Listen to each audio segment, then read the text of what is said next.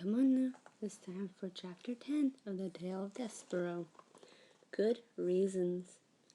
The entire mouse community, as instructed by the very most honored head mouse, had gathered behind the wall of the castle ballroom.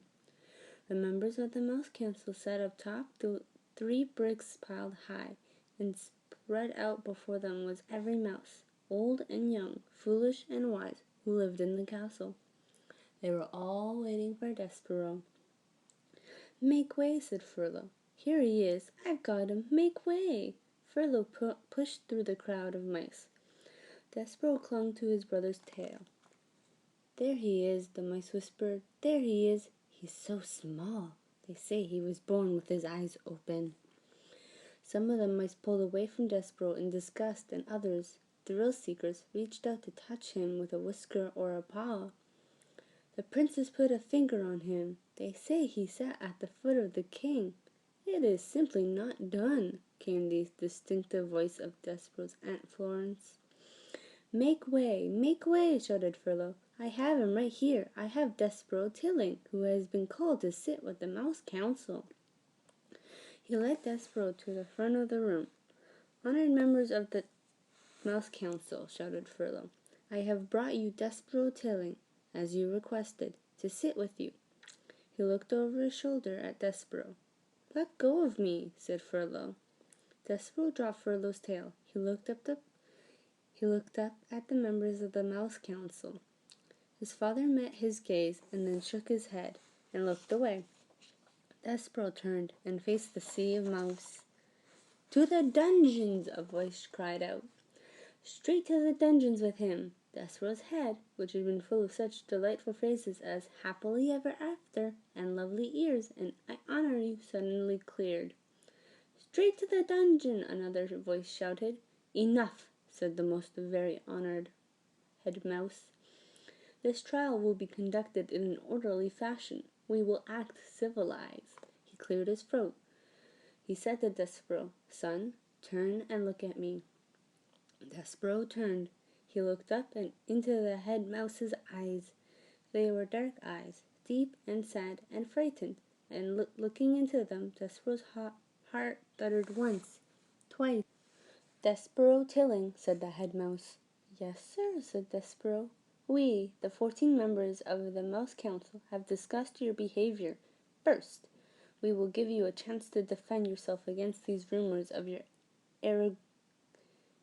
egregious acts. Did you or did you not sit at the foot of the human king?" "I did," said Despereaux. "But I was listening to the music, sir. I was there to hear the song that the king was singing." "To hear the what?" "The song, sir. He was singing a song about the deep purple falling over sleepy garden walls." The head mouse shook his head. "Whatever you were talking about is besides the point. The question is this, and only this. Did you sit at the foot of the human king?" "I did, sir." The community of mice shifted their tails and paws and whiskers.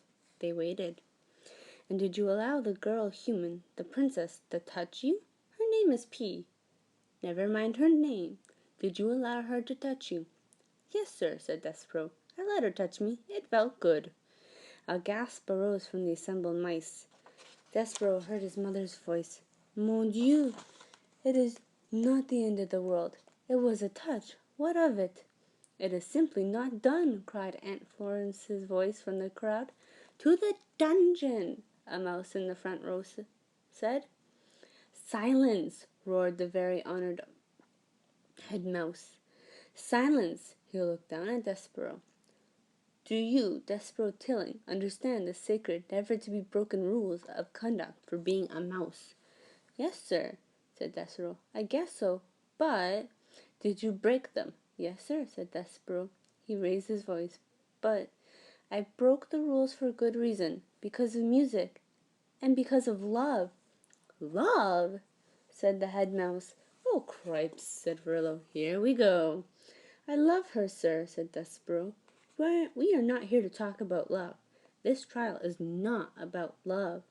This trial is about you being a mouse," shouted the most very honored head mouse from high atop the bricks, "and not acting like one." "Yes, sir," said Despereaux. I know. No, I don't think you do know. And because you do not deny the charges, you must be punished. You are to be sent, as ancient castle mouse law decrees, to the dungeon. You are being sent to the rats. That's right, shouted a mouse in the crowd. That's the ticket. The dungeon? The rats? Despereaux's small heart sank all the way to the tip of his tail. There would be no light in the dungeon, no stained glass windows, no library and no books.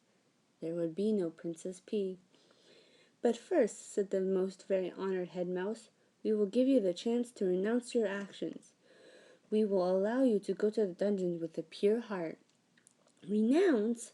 Repent. Say that you are sorry you sat at the foot of the human king. Say that you are sorry you allowed the human princess to touch you. Say that you regret these actions. Despereaux felt hot, and then cold, and then hot again. Renounce her? Renounce the princess? Mon Dieu, shouted his mother. Son, do not act the fool. Renounce. Repent. What you say, Despereaux tilling. I say, no, whispered Despereaux. What? Said the head mouse. No, said Despereaux, and this time he did not whisper the word. I am not sorry. I will not renounce my actions. I love her. I love the princess. There was a bellow of collective outrage. The whole of the mouse community surged toward the Despereaux. The mouse seemed to become one angry body with hundreds of tails and thousands of whiskers, and one huge hungry mouth opening and closing, saying over and over again, To the dungeon! To the dungeon! To the dungeon! The words pounded through Despereaux's body with each beat of his heart. Very well, said the most very honored Mouse King. You will die then, with a black heart. Threadmaster, he called. Bring out the thread. Despereaux marveled at his own bravery. He admired his own defiance. And then, reader, he fainted.